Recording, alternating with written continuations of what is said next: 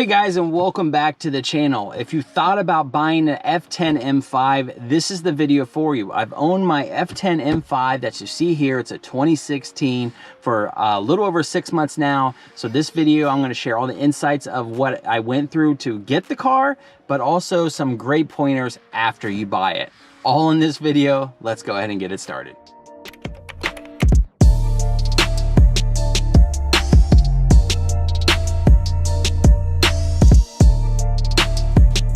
So it is a 2016 BMW M5. It has the competition package, executive package, driver's assistance plus package, and the Bang & Olufsen stereo sound package. I picked it up with 43,000 miles at the time. So for the M5 in general, from 2013 through 2016, they all came with the S63 TU engine in it. BMW did a slight revision in 2015, changed out the high pressure fuel pump, injectors, did a little upgrade there, and some other small little tweaks. Now, when I was set out to buy the M5, I wanted to get the newest of the M5, which was the 2016. There were some also additional features that came on the M5. That's why I went with this one. Now, more 2013s seem to have more issues than the newer ones, but that's not to say the new ones don't have any issues. 2014 and on up, you know, the LCI changes were a big one for that. You know, they come with the executive package. It really changes the look of the M5. You get the adapted LED headlights, which look very mean, and they look great, of course, you know, on the car. And it definitely gives it that nice refresh, newer look versus the 2013. So that rolled up into all the other packages and the additional revisions is why I went with the 2016. Now, guys, that's not to say that I'm not telling you not to get any of the other years. Depending on your budget, depending on what you would like, by all means, look at all the years. If you find one that's been highly maintained and it fits your budget, fits your needs, all the packages you want, by all means, go ahead and get it, guys, right? This is all for what you guys want to do. And that's the main point I'm trying to make here. Looking at M5 packages, you want to decide on what ones you really want on your M5. And, you know, you're going to need to travel outward to most likely find those certain packages on that spec car. I live in Ohio. I found this one in Alabama, had it shipped up here. Point example, I was looking for that specific year, specific packages, all that kind of stuff, options, and of course, great maintenance history. Don't hold back on your distance away of what you need to try to find your M5. You will have to travel to find what you need to find, but don't hold back, right? Don't settle for something that you don't want regarding on buying an M5. So just like what I mentioned, I have the competition package. It's lower, it's louder, it's faster, and overall better handling, different M mode options, of course, and many more features on top of that. You know, it's a $7,300 package at the time. Base M5 is great. The competition just adds it up that even more. I was definitely set on finding a competition one. So, you know, not all of them have it. So of course, you got to expand your search even further sometimes to find it, or you may get lucky and one will be close to you. Check all maintenance on your car. You can take the VIN number into any BMW dealership. It can tell you what maintenance has been done on the car, you know, spark plugs, coils, or any other kind of stuff, but they will be able to share that information with you to a certain extent. They can't give you any prior names of the owners or anything, but they can at least help you out in that regard. Carfax is okay that you can use, you know, it's just another tool. So by all means, once you find that M5, call the dealership right away, put a deposit on it. I lost out on so many M5s just because I didn't put a deposit on it, and I should have did it to where I called them back like 30 minutes or an hour later and the car was already gone. Someone already put a deposit on it. So depending on how many people are trying to find that certain spec M5, as there are fewer out for sale, more people are interested in it, and therefore, you know, you got the competition in that regard. Once you find it, get a PPI. It's a pre-purchase inspection. It'll go through everything on the car. You can use that as bargaining power of your M5, and it's definitely very important because, you know, you want to buy something that you don't have to put a lot of money into it, for one, right off the bat. But if there are some things on there, like I said, you can use that as a bargaining tool. Another good inspection is get a collision inspection. The collision inspection will check for frame damage. We'll check for, you know, if the bumper's been replaced, hood's been replaced, or even the car's been repainted completely. That kind of can go more into this history of that, kind of like the PPI. And, you know, there's other companies out there that will do that for you. Definitely highly recommend that one as well. When you're looking for your M5 for sale, not all dealerships will include what options are on that M5. What you can use is mdecoder.com. mdecoder, you put in the last 7 digits of the VIN. It's a free website, and it will show you all the options on that car. You can use that to make sure that, hey, the M5 that you're buying will have all the options that you want on there. You can use that as a bargaining chip as well, you know, if you're trying to find the M5 and maybe they have it priced too high based on what options they may think are on it, or you may get lucky and find an M5 that they're not disclosing all the options on there and they have it priced really well, but keep it in your back pocket as a buying tool. Use Kelley Blue Book as a guide for your pricing and also other comparable M5s out for sale. Like I said, use it as a guide, you know, just so that way, you know, you can see, okay, this M5 is in this range on KBB. This M5 is very comparable to other very same spec M5s out for sale. You have to do a little homework, but you'll start to see which ones are a little priced on the high end and which ones are just right or maybe a little too cheap, and you got to explore those a little different. So definitely you want to do a lot of your own research in that regard, and you're doing that all at the same time of trying to find that M5 that you really want. So now we talk about, okay, you bought the M5, everything checks out, you're good to go, you're driving it, you love it to death. You may have read prior, or you may just stumble across it, rod bearings. Now, M cars with the tight tolerances, rod bearings are definitely a thing. I'm not going to sugarcoat anything at all. It's kind of a gamble when they fail or not fail. Or, you know, some people can have really great maintenance history of oil changes, and, you know, there's fail. You know, it's kind of all spread out all over the place of different model years and stuff like that. So it's about $3,000 for an indie shop to replace your rod bearings. That's a complete disassemble of it, you know, installing them and then putting everything back up together, subframe, you know, oil pan back on, all that good jazz, you know, start to finish kind of thing.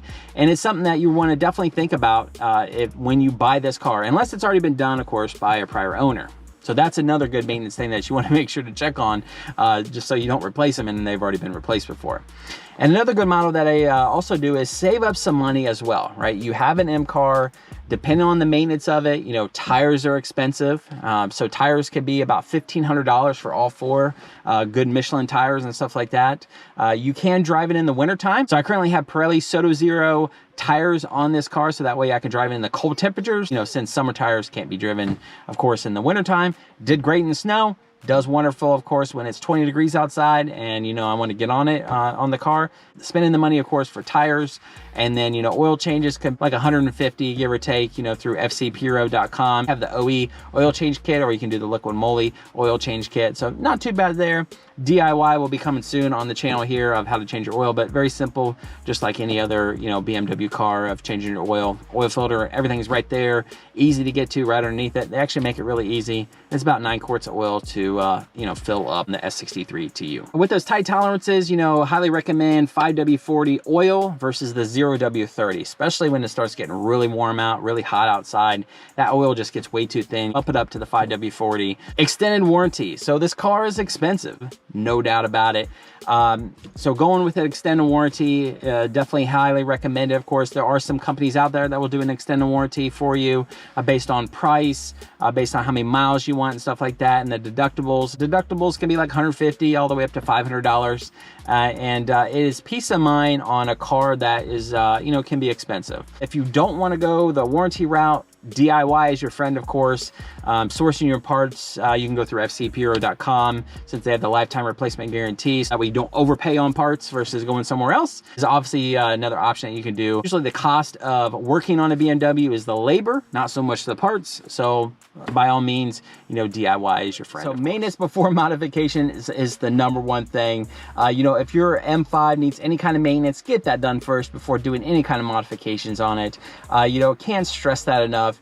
The modifications will pull the weakness of your stock parts like plugs, coils, and stuff like that. So if you start wanting to go the tune route, which I'll get here, you know, in the next topic, so you definitely want to get that stuff done first. If you don't drive your M5 a lot, especially during the winter time, of course, use a trickle charger. Definitely maintain that battery, you know, through the times that it's sitting. The batteries like to fail all too often and drain on the M5. So, you know, not to say that they're not too expensive. They're just a normal standard BMW battery. But like I mentioned, you know, saving money to work on your BMW and for the parts that you need to buy, it's always great to have that extra cash on hand. That way your M5 is not sitting for any, you know, particular time and stuff like that. So, you know, gas is expensive, you know, running 93 or 91 octane. So you got to put some money aside for that. Insurance is a little bit more than, of course, your normal car, because, you know, it is expensive if you do total it and stuff like that. So you will have a little bit additional insurance costs and stuff like that. It's a bigger car, it's more expensive, a bigger engine, stuff like that. You know, 8 cylinders, maybe instead of 6 that you're used to.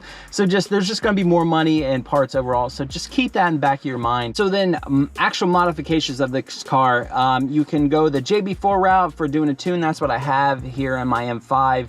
Check out the DIY video here above. 80 to 100 wheel horsepower on your M5. It is a monster. I mean, they're already fast stock. This just adds it that much more, and it's just that much more fun to drive. Great plug and play system, no laptop, no nothing required. If you opt for the Bluetooth Connect kit, you can have the JB4 data login on your phone.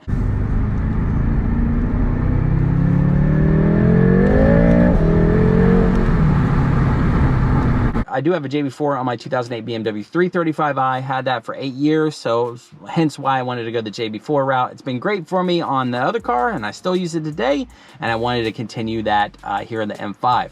Now you can go the flash route via boot mod or BM3, so that's another option for you if you want to do that too. Intakes, if you want to upgrade your intakes on your M5, I'm currently running the Project Gamma intakes, which is 3.5 inches all the way from the front grills all the way to the turbos. Have a great step-by-step DIY on that as well. Check it out here above.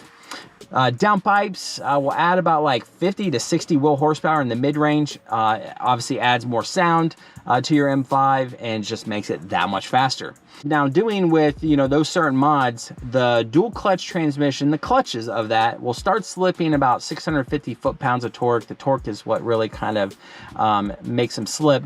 Now you can upgrade your clutches in your DCT. It's probably about 3,000 or so, you know, given what shop you take it to. Those can be rated up to like 900 foot-pounds. So all depends on your goals. Now I have seen the stock clutches, depending on how it was driven before, just like having a manual car, of them slipping on stock power. So, you know, you can have that as well, to where you just have to replace them, period. So guys, at the end of the day, I'm truly happy with my purchase of my 2016 BMW M5.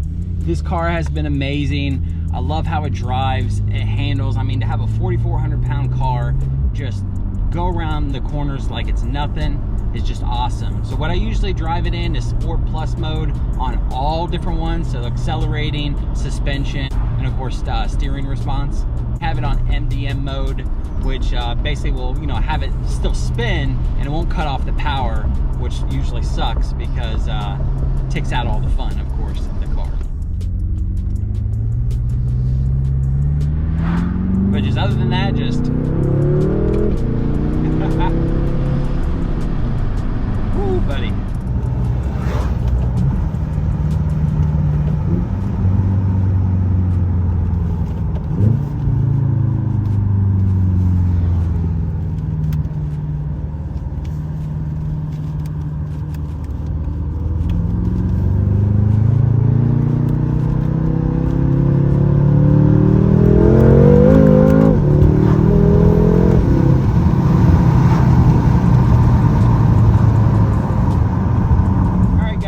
Does it for the video today. Hopefully, you know, I gave you some insight if you're looking into an F10 M5, just to help you along the way, of course, and anything on my channel to help you just be able to work on a BMW as well. Really, that's the main point of my channel, like I mentioned. So big thumbs up on today's video. So subscribe to the channel for more. If you want to see more of the F10 M5 that you see in my video today, plenty of DIYs and plenty of good videos on this platform. And also, if you're trying to explore more, or you have an N54 335i, 450 plus videos just on that to help you guys, you know, work on them, and just things to look out for on that engine platform as well. Like I said, I'm here to help make your life as easy as possible, taking all the tips and tricks that I've learned over the 8+ years of being on this platform and just sharing it off to you guys. That's the main point of my channel here today. Thanks everyone. Hopefully you have a great rest of your day, and I will chat with you next time. Take care.